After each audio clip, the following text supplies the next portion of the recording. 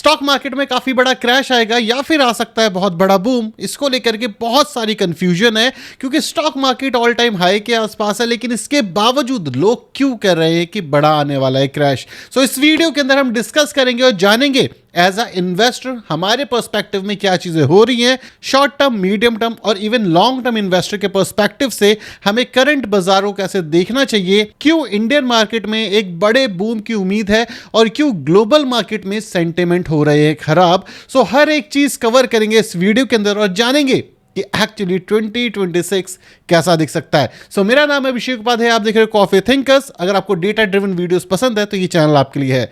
बिना time waste करे शुरू करते हैं वीडियो। सबसे पहले शुरुआत करते हैं निफ्टी 50 से। अगर हम करंट निफ्टी 50 के लेवल्स को देखें तो यहां पे आपको 26,000 का लेवल टच करता हुआ दिख रहा है और ऑल टाइम हाई 26,178 का है निफ्टी 50 का। अब जैसे ही ये चीज होती हुई दिखी, हर एक इंसान खुश हो गया, कह रहे हैं ऑल टाइम हाई के आसपास हम पहुंच गए। वहीं पे अगर हम नैस्डैक की बात करें तो नैस्डैक एसएमपी के अंदर आपको ग्रोथ दिख रही है, लेकिन रसल यहां पर भी गिरता हुआ दिख रहा है और ये जो रसल है ये है मेन कल्प्रिट। सो बेसिकली हो क्या रहा है और क्यों बूम आना चाहिए, और फिर डिस्कस करेंगे क्रैश के बारे में लोग क्यों बात कर रहे हैं। और ये जो क्रैश है ये दुनिया का सबसे बड़ा क्रैश हो सकता है और शायद आप एक ऐसी चीज विटनेस करो जो कि लोग जनरेशन तक याद रखेंगे। तो सबसे पहले बात करते हैं कि बूम क्यों आ रहा है। अब अगर शेयर बाजार के अंदर बूम आना है तो उसके पीछे 3 या फिर 4 कारण हो सकते हैं। सबसे पहली चीज, अगर किसी भी स्टॉक मार्केट के अंदर बूम आना है तो उसके पीछे सबसे मेन रीजन होता है कि जो इकोनॉमी है उसके अंदर ग्रोथ देखने को मिले। अगर हम इंडियन स्टॉक मार्केट की बात करें या इंडियन इकोनॉमी की बात करें तो ये काफी ज्यादा फ्लरिश होते हुए दिख रही है, मतलब काफी ज्यादा अच्छे तरीके से ऊपर जाते हुए दिख रही है।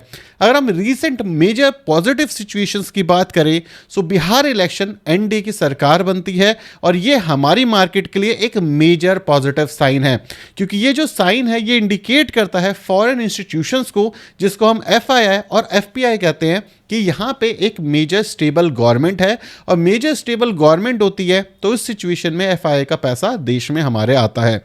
सेकंड जो मेन ट्रिगर पॉइंट था वो था जीएसटी का कट होना।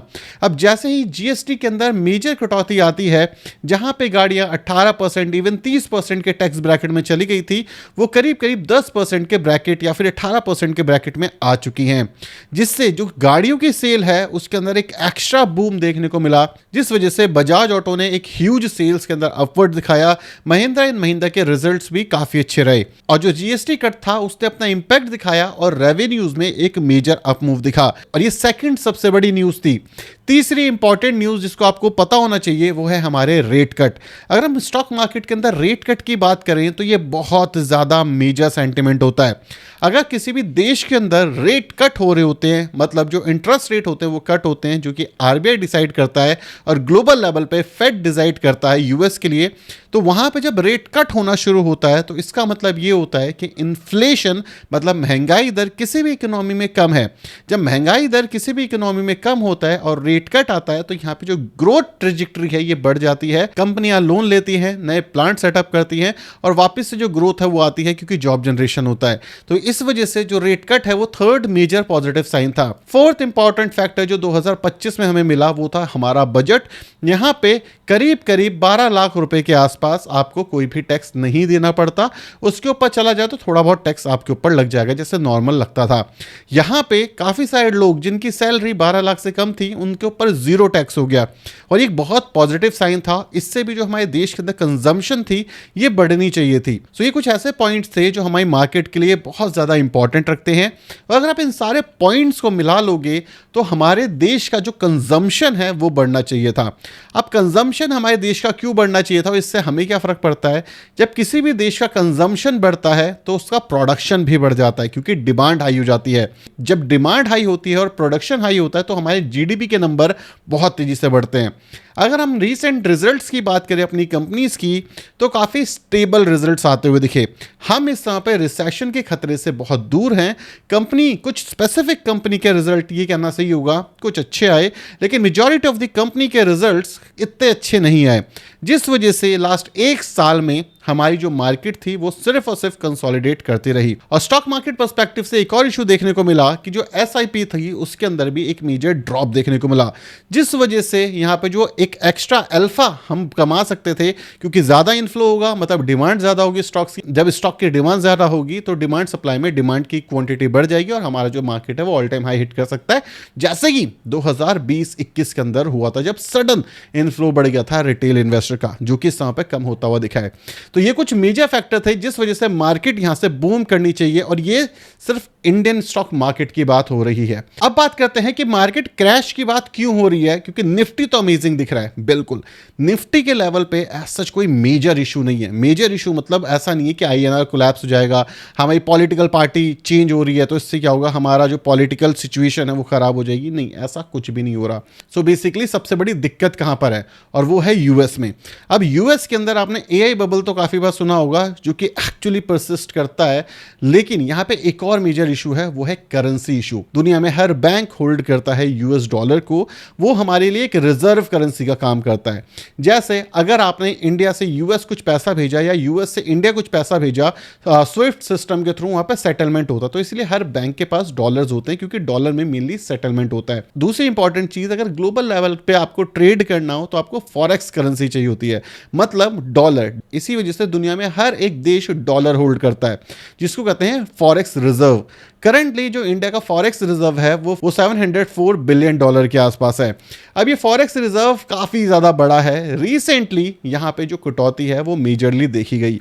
अब यहाँ पे क्या हुआ, जो इंडिया है उसने डॉलर बेचा और उसको बेच करके उसने गोल्ड खरीदना शुरू किया।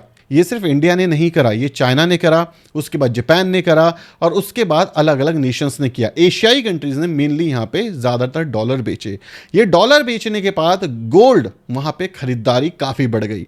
अगर आप रिसेंटली देखोगे तो गोल्ड के अंदर काफ़ी बड़े बड़े आपको वॉल्यूम्स देखने को मिल रहे हैं, जहाँ पे रिजर्व बैंक्स, चाहे इंडिया का हो चाहे वो चाइना का हो, इवन इन यूएस काफी ज्यादा गोल्ड खरीदते हुए दिखे। अब यूएस में एक मेजर इशू निकला, वो निकला बॉटल नेक। अब बॉटल नेक क्या कहता है कि जितनी भी मेजर 7 बड़ी कंपनियां हैं यूएस के अंदर, जैसे टेस्ला हो गई, अमेजॉन हो गई, एनवीडिया हो गई, जो कि एआई ड्रिवन है इस समय पे, वो सारी की सारी कंपनियां आपस में ही इन्वेस्ट कर रही हैं, जिस वजह से यूएस के जो जीडीपी के नंबर हैं इस बार काफी अच्छे रहे। लेकिन अगर इन 7 कंपनियों के जो जीडीपी है ये हटा दी जाए तो जो यूएस है वो रिसेशन में आ गया।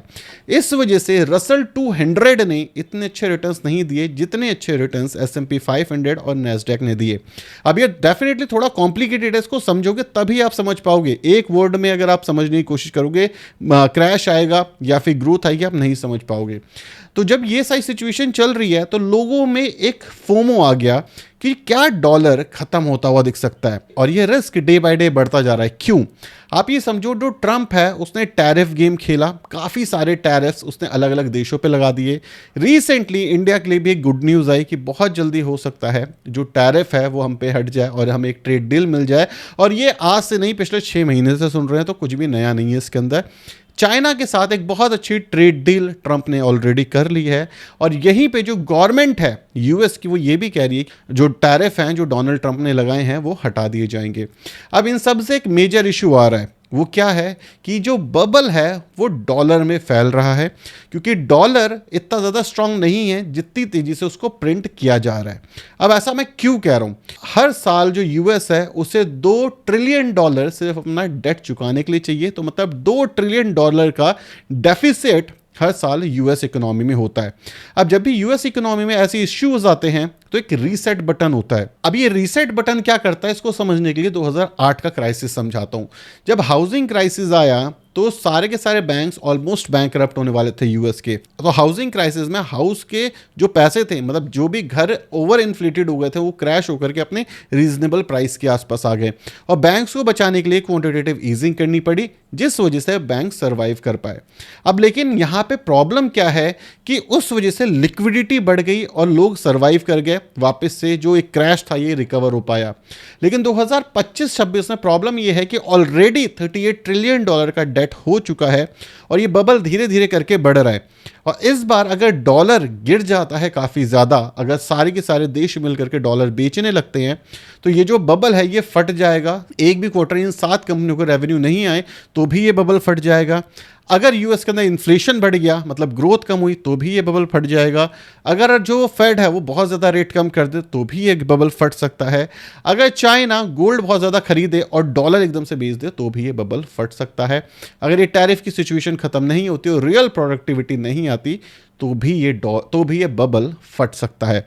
और ये जो बबल फटेगा, जब भी यूएस फटेगा, तो इस बार कोई रीसेट बटन नहीं होगा, क्योंकि इस बार जो ये बबल है ये करेंसी में है, मतलब डॉलर में है। डॉलर अगर गिरना शुरू हो गया और बबल फट गया तो याद रखना, इंडिया $700 बिलियन होल्ड करता है डॉलर टर्म्स में, राइट। ये डॉलर होल्ड हो रहा है, पूरी दुनिया होल्ड करती है डॉलर। तो ये जो पूरी की पूरी दुनिया डॉलर होल्ड करती है, इसकी परचेजिंग पावर ड्रास्टिकली गिर जाएगी। मतलब इंडिया के $700 बिलियन वाइप्ड आउट हो सकते हैं अगर जो डोनाल्ड ट्रंप है वो ये बोल दे कि हम बैंकरप्ट फाइल कर रहे हैं खुद को, यूएस जो है वो बैंकरप्ट फाइल कर रहा है। अब ये सिचुएशन इतनी ज़्यादा एस्केलेट होती जा रही है कि दुनिया कह रही है कि बहुत जल्दी एक मेजर क्राइसिस आता हुआ दिखेगा डॉलर के अंदर, जिस वजह से हर एक इंसान गोल्ड खरीद रहा है। तो अगर आप अभी तक यहाँ पे बने हुए हो तो थम्स अप, आप एक्चुअली कुछ नया सीखना चाहते हो, दीन दुनिया में क्या हो रहा है ये समझना चाहते हो, सिर्फ बाइंग और सेलिंग रिकमेंडेशन नहीं लेना चाहते, आप एक्चुअली कुछ सीखना चाहते हो। और कौन अभी तक बना हुआ है प्लीज़ कमेंट कर देना और चैनल को सब्सक्राइब और वीडियो को लाइक कर देना। क्या ये इंडिया की दिक्कत है? नहीं, इंडिया की दिक्कत नहीं है। इंडिया अच्छी सिचुएशन में ग्रो कर रहा है। क्या ये चाइना की दिक्कत है? नहीं, चाइना की भी दिक्कत नहीं है। ये दिक्कत है यूएस की। सन 2000 में जो क्रैश आया था, 2007-8 में जो क्रैश आया था और 2026 में भी जो क्रैश आएगा, ये क्रैश रिपल इफेक्ट लेकर के आता है यूएस से। और जो यूएस का क्रैश है वो पूरी दुनिया पे बहुत भारी पड़ता है और यही दिक्कत है। आप निफ्टी को लेकर के काफ़ी पॉजिटिव हो सकते हो कि भाई निफ्टी बहुत अच्छे पैसे बनाएगा, इट इज़ ट्रू, आपको होना चाहिए पॉजिटिव। लेकिन अगर डॉलर ही क्रैश कर गया तो चाहे निफ्टी हो, चाहे शंघाई हो, चाहे कोई भी दूसरी कंट्री हो, वहाँ पे मेजर क्रैश आ जाएगा। तो इस सिचुएशन से बचने के लिए लोग क्या कर रहे हैं? गोल्ड के अंदर पोजीशन बढ़ा रहे हैं, मतलब गोल्ड भाग रहा है, गोल्ड में पैसा बन रहा है लोगों का। लोग 20 से 30% तक अपने पोर्टफोलियो का गोल्ड होल्ड करना शुरू कर चुके हैं।